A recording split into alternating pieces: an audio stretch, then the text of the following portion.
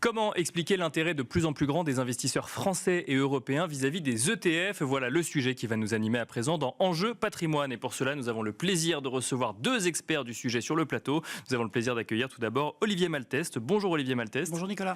Vous êtes directeur des investissements chez Yomoni et à vos côtés, nous avons le plaisir d'accueillir également Ivana Davo. Bonjour Ivana Davo. Bonjour Nicolas. Vous êtes responsable de la distribution digitale chez BlackRock. Alors quand on regarde les derniers chiffres d'investissement en ETF, on voit que les 2 milliards d'euros d'encours ont été dépassés donc en euros pour les ETF en Europe au troisième trimestre. Une collecte de 61,8 milliards d'euros sur le trimestre. Alors ça ne concerne pas que les investisseurs particuliers, c'est investisseurs particuliers et investisseurs professionnels.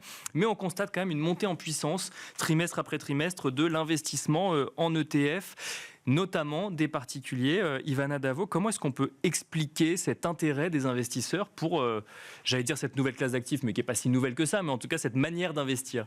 Oui, effectivement, les investisseurs sont de plus en plus intéressés par les ETF pour un certain nombre de raisons. Tout d'abord, on le sait, on le répète régulièrement, les ETF, ce sont des produits qui sont peu chers. On prend le frais moyen d'un ETF, il est autour de 15 points de base. Quand on regarde un OPCVM, on va plutôt être sur des frais moyens autour de 65-70 points de base. D'accord, donc la première explication, c'est les frais quand on investit sur un ETF. Effectivement, donc des produits extrêmement attractifs en termes de prix. Le deuxième point, c'est vraiment des produits qui sont simples à comprendre.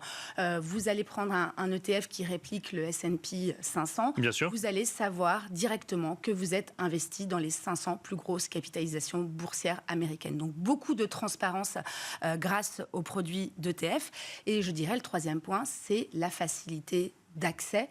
Ce sont des produits, on le sait, qui sont cotés en continu sur les places boursières et qui sont devenus de plus en plus accessibles, notamment grâce aux plateformes digitales, dont Yomoni, et donc qui attirent de plus en plus d'investisseurs particuliers. Olivier Malteste, alors effectivement, Yomoni est une plateforme digitale, on le reprécise. Vous êtes surpris, vous, de cette montée en puissance des ETF ou ça coïncide globalement avec ce que vous constatez depuis plusieurs mois, plusieurs trimestres, voire plusieurs années? Oui, non, pas du tout surpris. Et je rajouterais dans tout ce qu'a dit Ivana, qui est fort juste, c'est l'efficacité de l'ETF. S&P publie depuis 20 ans une étude qui s'appelle l'étude Spiva, qui est bien connue, et sur laquelle ils vont comparer la performance des fonds traditionnels avec leur benchmark. Et leur dernière étude qui est sortie montre que sur les fonds américains, il y en a 90% qui ne battent pas leur benchmark et 92% des fonds européens ne battent pas non plus leur benchmark. D'accord. Et donc, c'est aussi cette efficacité-là que les clients, de plus en plus, se rendent compte, les investisseurs se rendent compte et donc, de plus en plus, vont vers les ETF plutôt que de rester dans des gestions plutôt traditionnelles. C'est-à-dire qu'ils se disent pourquoi s'embêter à chercher finalement les actions qui fonctionnent le mieux quand un panier de valeurs surperforme finalement une stratégie individuelle. Exactement. Et c'est pour moi l'événement le plus important et c'est la raison principale pour laquelle on voit de plus en plus des volumes qui augmentent sur les ETF globalement en Europe, y compris en France. Nous, chez Yomoni, on fait une étude assez régulière pour voir le taux de notoriété de l'ETF, c'est-à-dire qu'on interroge, donc c'est YouGov qui a fait ça pour la dernière étude sur 1660 personnes représentatives de la population française, et on leur demande périodiquement combien de Français en fait connaissent le terme ETF et sont à l'aise avec le mécanisme ETF de l'ETF. Quand on leur dit ETF tracker, est-ce qu'ils savent ce que c'est, est-ce qu'ils ont déjà entendu ça? Et en fait, ce qu'on observe, c'est que globalement, au niveau des Français, il y en a que 32% qui connaissent. Alors, il faut avoir en tête, par exemple, que Bitcoin, c'est connu à plus de 80%. Que 32% des Français et que ce taux, en fait, évolue peu et monte peu. Et c'est ça qui est intéressant, c'est-à-dire qu'on voit que les encours progressent, mais en fait, le taux de notoriété pour l'instant en France n'augmente pas encore de manière significative. Ça veut dire quoi? Ça veut dire que c'est les mêmes qui investissent de plus en plus? C'est-à-dire que les mêmes sont de plus en plus convaincus, enfin, c'est comme ça que nous on l'interprète, et qui progressivement migrent de plus en plus de parties de leur capital vers les ETF, de par justement cette efficience-là. Ce qui est intéressant aussi sur ce taux de notoriété-là global à 32%, c'est qu'il y a un vrai choc de génération. C'est-à-dire que lorsqu'on regarde les personnes qui sont âgées entre 18 et 24 ans, ils sont plus de 53% à connaître ce que c'est qu'un ETF. Et lorsqu'on regarde les 55 ans et plus, là, on tombe à 19%. D'accord. Vraiment que les Donc c'est un produit pour les jeunes. Les jeunes, en tout cas, se sont formés. Et nous, chez Yomoni, on voit beaucoup de clients aussi relativement âgés qui nous appellent parce que leur fils ou leur fille a dit appelle Yomoni, renseigne-toi sur les ETF parce que c'est un produit particulièrement efficace. Ivana Davo, alors vous avez également mené une étude chez BlackRock qui s'appelle People and Money, et il y a un chiffre qui m'a alerté, c'est que alerté en tout cas qui m'a interpellé, c'est que vous constatez qu'il y a beaucoup de nouveaux investisseurs qui ont émergé en Europe. Je crois que vous trouvez 11 millions de nouveaux investisseurs qui ont émergé sur les 12 derniers mois. On imagine que c'est des jeunes, pas forcément, mais on peut imaginer que c'est notamment des plus jeunes. Ça veut dire que c'est cette nouvelle génération qui se saisit des ETF, comme nous le dit Olivier Malteste? Oui, tout à fait. Donc aujourd'hui en France, vous avez un tiers des investisseurs qui ont entre 18 et 35 ans. Et effectivement, ils ont envie de prendre en main leur avenir financier dès leur plus jeune âge. Ils sont aidés par beaucoup de pédagogie et d'éducation financière que l'on retrouve notamment au travers de médias et de réseaux sociaux. Et effectivement, ils sont enclins à investir sur ces fameux produits d'ETF pour les raisons qu'on a évoquées il y a un instant. Et une stat qui est intéressant d'observer, et on revient encore sur l'essor de la digitalisation qui aide à cette démocratisation, c'est que 3 jeunes sur 4 investissent dans des ETF via des plateformes digitales. Donc directement, sans passer par un conseil Alors, c'est pas parce que vous investissez via une plateforme digitale que vous n'avez pas de conseil. YoMoney en est la preuve la plus flagrante, mais en tout cas, il y a une facilité d'accès, une interface, une application qui est optimisée, qui vous permet soit d'investir en gestion libre, soit d'investir en gestion pilotée comme YoMoney. Quelle est et on va continuer avec vous, Ivana Davo, le comportement des investisseurs sur les ETF? Parce qu'effectivement, on a parlé d'un panier de valeurs qui surperformerait une gestion active, qu'on l'ait déléguée ou qu'on soit dans une gestion individuelle. Est-ce que ça veut dire que quand on investit en ETF, on investit que sur les grands indices américains ou européens, ou ça va un peu plus loin que ça? Aujourd'hui, si vous prenez déjà la gamme d'ETF iShares de chez BlackRock, vous avez 350 ETF qui sont accessibles à la clientèle particulière. Effectivement, vous avez les indices classiques, S&P 500, MSCI Monde. Il faut savoir d'ailleurs que c'est eux qui ont drivé plus de 80% de la collecte depuis le début de l'année. D'accord. Donc il y a quand même un intérêt pour ces gros indices avant tout. En ce moment, oui, parce qu'on sait que c'est ceux qui fonctionnent bien. Quand on regarde, par exemple, le top 20 des plus grandes sociétés américaines, c'est eux qui ont largement tiré vers le haut les marchés boursiers. D'ailleurs, BlackRock qui a lancé il y a 2-3 jours un nouvel ETF justement pour répondre aux besoins des investisseurs. On a lancé le iShares S&P 500 top 20, qui va justement être investi sur ces 20 plus grosses capitalisations boursières américaines. Ce qui prouve aussi d'ailleurs que chez nous, on cherche en permanence à innover en créant des produits qui répondent aux besoins des particuliers. Mais pour répondre à votre question, donc effectivement... Ça s'arrête là, c'est ça ma question. 2024, une année qui est tirée par des marchés... on va dire par des ETF assez classiques. Oui.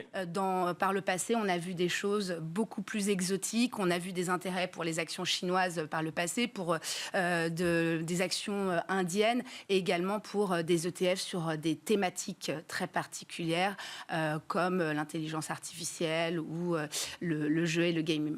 Ça amène du coup une question, Olivier Malteste, que vous constatez peut-être effectivement chez YoMoney.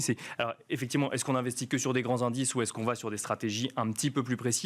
Et deux, quand on veut investir sur des marchés émergents dont on n'a aucune connaissance, est-ce que l'ETF apporte pas une facilité quelque part d'entrée et de sortie sur ce type de marché? Alors nous, chez YoMoney, on fait de la gestion. Donc c'est-à-dire que les clients, ils nous confient leur épargne, ils nous demandent de gérer pour eux. Donc on va nous effectivement investir sur plein d'indices et sur des indices globaux, mais pas uniquement. On se sent à l'aise avec les ETF parce que justement on a une palette très très large sur laquelle on peut investir sur des thématiques ou sur des secteurs vraiment très particuliers et pas uniquement sur les indices. D'accord. Après, ce qu'on voit, c'est que globalement, lorsqu'on fait de la gestion indicielle, en général, on cherche la diversification, donc on va chercher des gros indices. Et c'est vrai que les indices mondiaux, comme le disait Ivana, c'est ce qu'on voit vraiment en termes de flux, et les actions américaines notamment sont particulièrement recherchées. C'est eux qui drainent les flux aujourd'hui, globalement. Exactement. Et dans le cadre d'un PEA, on peut s'investir aussi, pas uniquement sur les actions européennes, mais sur des actions mondiales, y compris sur les actions américaines, et c'est aussi l'intérêt. Donc ça, c'est vrai que c'est facile. Investir sur les marchés émergents, parce que c'est l'exemple que vous preniez, Nicolas, ça peut être relativement complexe. Et via un ETF, en fait, on achète une part d'ETF, ou le montant qu'on veut au niveau des ETF émergents, de la même manière qu'on achèterait des actions CAC 40 ou ainsi de suite. Donc c'est vraiment très très simple. C'est cette simplicité, cette lisibilité aussi qui est permise par les ETF et qui est recherchée par les investisseurs, y compris les investisseurs particuliers. Alors, une question que j'ai envie de vous poser à tous les deux, c'est déjà, Olivier Malteste, peut-être que la réponse ne sera pas la même d'ailleurs en fonction de si on fait de la gestion pour le compte de particuliers ou si on est un particulier en direct, mais combien de temps on garde un ETF ?